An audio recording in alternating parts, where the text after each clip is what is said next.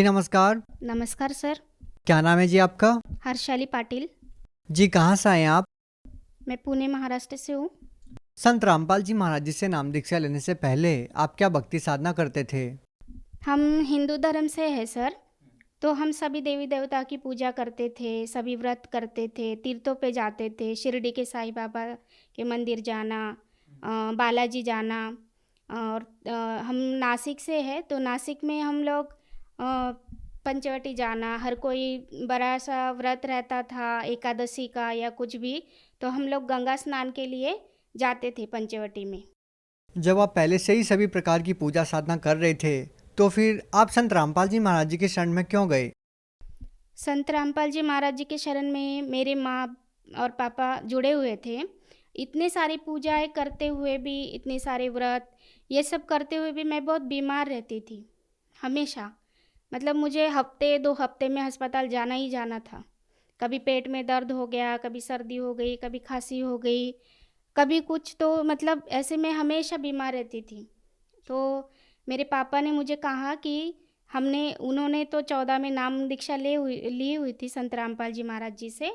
तो वो हम मुझे हमेशा बताते थे उस समय के बाद से कि संत रामपाल जी महाराज जी से तुम भी बेटा नाम दीक्षा ले लो और तुमको भी लाभ होंगे। तुम ये हमेशा बीमार रहती हो, अस्पताल में इतना पैसा खर्च हो जाता है, एक बार आप संत रामपाल जी महाराज जी से नाम दीक्षा लेके देखो, आपको भी लाभ होगा। जी आपको क्या समस्याएं थी? मुझे अपने पेट में, मुझे ना मेरे पेट में एक सिस्ट हुआ था लेफ्ट वोर में। तो मैंने डॉक्टर से ट्रीटमेंट करवाई अपनी, लेकिन वो ठीक नहीं हो रहा था। फिर 1 अगस्त 2015 में मेरा ऑपरेशन हुआ। उसके बाद जब ऑपरेशन हुआ तो मेरे पापा ने नाम दीक्षा ली हुई थी, अस्पताल में मेरे साथ ही रहते थे। जब भी मुझे तकलीफ़ होने लगती थी मेरे पापा मुझे गुरु जी की वाणी सुनाते थे, संत रामपाल जी महाराज जी की वाणी सुनाते थे, कभी आरती चला देते थे, तो मुझे बहुत सुकून महसूस होता था और मुझे नींद भी अच्छे से आ जाती थी। तभी से मुझे लगता था कि मैं भी अभी संत रामपाल जी महाराज जी से नाम दीक्षा ले लूँगी।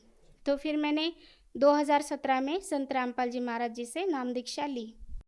जी आपने संत रामपाल जी महाराज जी से नाम दीक्षा इसलिए ली कि आपकी जो बीमारी है उसमें आपको राहत मिले। आपका पहले से एक ऑपरेशन हो चुका था। तो हम आपसे ये जानना चाहेंगे, क्या संत रामपाल जी महाराज जी से नाम दीक्षा लेने के बाद आपको अपनी बीमारी में कोई राहत मिली?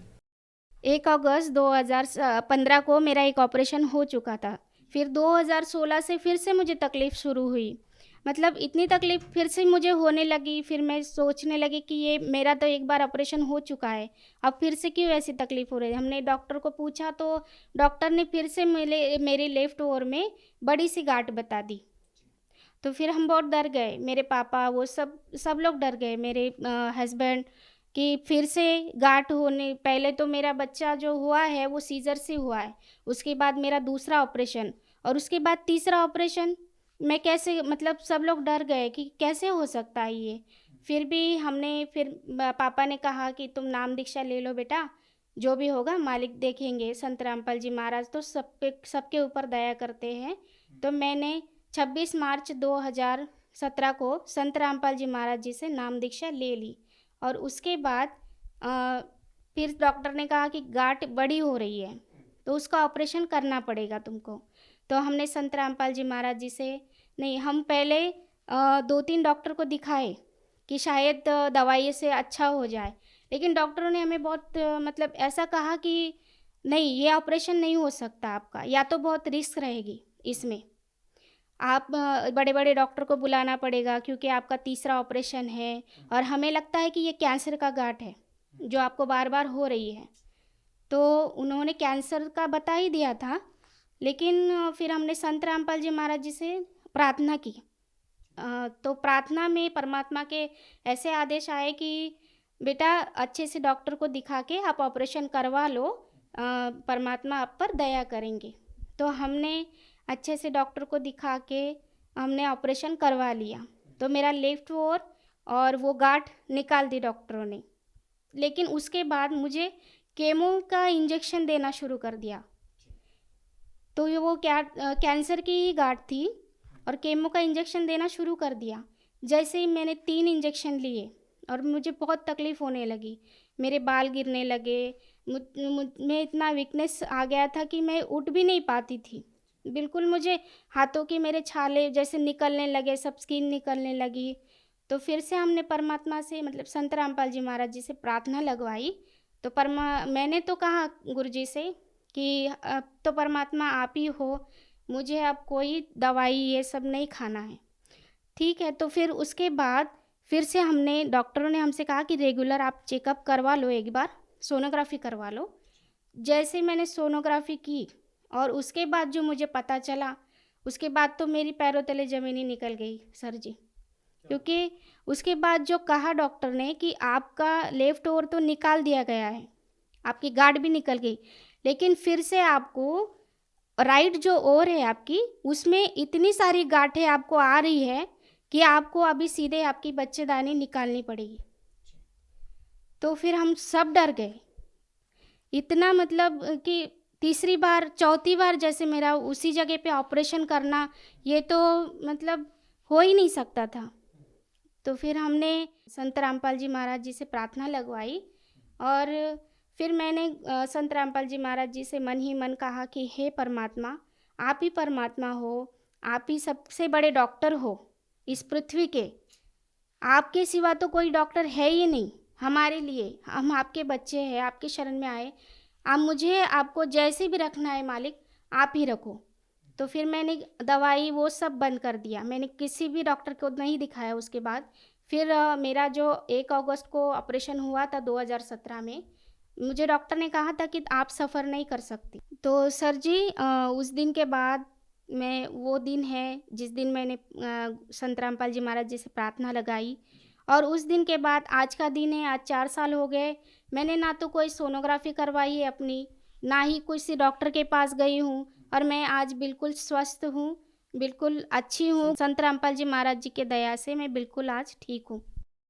हंसाली जी, आपने हैरान कर देने वाली बात बताई है कि जिस कैंसर की बीमारी का ऑपरेशन आपका 2 बार हो चुका था, उसके बावजूद आपको कैंसर की बीमारी दोबारा से हो रही थी और आपने बताया कि संत रामपाल जी महाराज जी ने आपकी वो कैंसर की बीमारी ठीक कर दी। ये सुनने में बहुत अजीब लगती है। क्या वाक़ई संत रामपाल जी महाराज जी ने आपकी कैंसर की बीमारी ठीक कर दी? जी, बिल्कुल सही बात है क्योंकि संत रामपाल जी महाराज ही एकमात्र संत है जो अपने पुराण, बाइबल, अपने जो ग्रंथ है उसमें से हमें सत्य साधना बताते हैं। इसी के वजह से हम सत्य साधना करने के वजह से ही हमारे सारे रोग दूर हो सकते हैं। और मेरा बेटा है सर जी 13 साल का है। वो अब 2 साल पहले उसकी आँखों में अचानक से व्हाइट-व्हाइट दाग निकलने लगे। हमने डॉक्टर को दिखाया तो डॉक्टर ने बोला कि कोढ़ है, इसको आप चेक करते रहो, इसके हाथ पे आएगा, पैरों पे आएगा, कान के नीचे आएगा। तो मैंने अपने पापा से कहा कि पापा ऐसा-ऐसा है, तो पापा ने कहा कि नहीं बेटा ऐसा नहीं हो सकता, हम संत रामपाल जी महाराज जी के शरण में हैं हम, तो कोढ़ का दाग जब तुम्हारा कैंसर ठीक हो सकता है, तो कोढ़ का दाग उनके लिए क्या है? बस उसे भक्ति करने के लिए बोलो क्योंकि वो भी गुरुजी की शरण में है, संत रामपाल जी महाराज जी के शरण में है। तो हमने संत रामपाल जी महाराज जी से प्रार्थना की। संत रामपाल जी महाराज जी ने बताया कि बेटा भक्ति करने को बोलो उसको, बस मालिक दया करेंगे। तो उसके बाद आज 2 साल हो गए, उसके आँखों के दाग बिल्कुल सही है। हमने किसी भी डॉक्टर को नहीं दिखाया है और आर्थिक लाभ तो हमें बहुत हुए। पहले तो मुझे जो बीमारी थी, हमेशा मैं, मेरा बेटा, हमेशा हमें बीमारी चलते रहते थे। इसकी वजह से बहुत खर्चा होता था। हर हफ्ते में बोलो 15 दिन में, हफ्ते में हम लोग अस्पताल में चक्कर काटते रहते थे। तो उसकी वजह से हमारी आर्थिक परिस्थिति बहुत ही खराब चल रही थी। लेकिन जैसे ही हमने संत रामपाल जी महाराज जी से नाम दीक्षा ली, तो मेरा भी अस्पताल जाना ये सब बंद हो गया। मैं अभी ठीक हूँ और मेरा बेटा भी ठीक है। तो इसलिए हमें बहुत अच्छी तरह से मतलब संत रामपाल जी महाराज जी की दया से हमारी आर्थिक परिस्थिति भी बहुत अच्छी है। हंसाली जी, संत रामपाल जी महाराज जी के बारे में ये कहा जाता है कि वो व्रत उपवास करने के लिए मना करते हैं या फिर हार श्रृंगार करने के लिए मना करते हैं, जबकि ये महिलाओं के लिए बहुत पवित्र माना जाता है। तो आप क्या मानते हैं, संत रामपाल जी महाराज जी इन सब चीज़ों को मना क्यों करते हैं? जी, इन चीज़ों के लिए इसलिए मना करते हैं क्योंकि इन चीज़ों का कोई मतलब नहीं है। जो शास्त्रों में बताया गया है, ये सब आडंबर है। जो हमें करना है शास्त्रों में लिखा हुआ है वही साधना करनी है, और वो बिल्कुल सादगी से की जाती है। ना कि सिंदूर लगाने से किसी भी बहन का पति की उम्र बढ़ती है, ये सब अंधश्रद्धा है। हम लोग अगर नहीं भी सिंदूर लगाएंगे और लगाएंगे भी तो भी उनकी जितनी उम्र है उतना वो जिएंगे। लेकिन हंसाली जी, अंधश्रद्धा भक्ति तो संत रामपाल जी महाराज जी के भक्तों के बारे में कही जाती है, क्योंकि जब लोगों को लाइलाज या भयंकर बीमारियां होती हैं तो वो अक्सर हॉस्पिटल में डॉक्टर के पास जाते हैं, और आप लोग संत रामपाल जी महाराज जी को फ़ोन पे अरदास करते हो और ठीक हो जाते हो। लेकिन आज का जो पढ़ा लिखा समाज है वो इन बातों में कैसे विश्वास करेगा? वो तो आप लोगों को अंधश्रद्धा भक्त कहते हैं। जी, ऐसा वो लोग बोलते हैं जिनके गुरु से जिन उनको लाभ नहीं मिल रहा है, उनकी जो पूजा वो देवी देवताओं की करते हैं, उनसे भी उनको कोई लाभ नहीं होता है। और रही बात डॉक्टर की, तो 4 ऑपरेशन मेरे भी हो रखे थे। मैं तो कैंसर की बीमारी से जूझ रही थी, फिर भी मैंने संत रामपाल जी महाराज जी से नाम दीक्षा लेने के बाद मुझे लाभ हुआ। मेरा आज कैंसर बिल्कुल ठीक है और मैं बिल्कुल स्वस्थ हूँ। आपको भी इस तरह के लाभ चाहिए तो आप भी संत रामपाल जी महाराज जी के शरण में आके देखिए, आपको भी लाभ मिलेगा। आप भगत समाज को क्या संदेश देना चाहते हैं? भगत समाज को प्रार्थना कर सकती हूँ सर कि ये शास्त्रानुसार भक्ति हमें संत रामपाल जी महाराज ही बताते हैं इस पृथ्वी पर। इनके अलावा और कोई भी संत नहीं है जो शास्त्रानुसार साधना बताते हैं। तो आप संत रामपाल जी महाराज जी के सत्संग सुनिए, ज्ञान समझिए और उनकी शरण में आइए। अगर कोई व्यक्ति संत रामपाल जी महाराज से नाम दीक्षा लेना चाहता है तो उनसे नाम दीक्षा कैसे प्राप्त कर सकता है? जी, विविध चैनलों पर संत रामपाल जी महाराज जी के सत्संग चलते हैं, जिसके नीचे पीली पट्टी चलती है। आप उस नंबर पे फ़ोन करिए, वहाँ से नज़दीकी नामदान सेंटर का पता कीजिए और उनसे नाम दीक्षा लीजिए जो निःशुल्क मिलती है। उनसे नाम दीक्षा लेकर आप अपना कल्याण करवाइए। जी, बहुत बहुत धन्यवाद। धन्यवाद सर।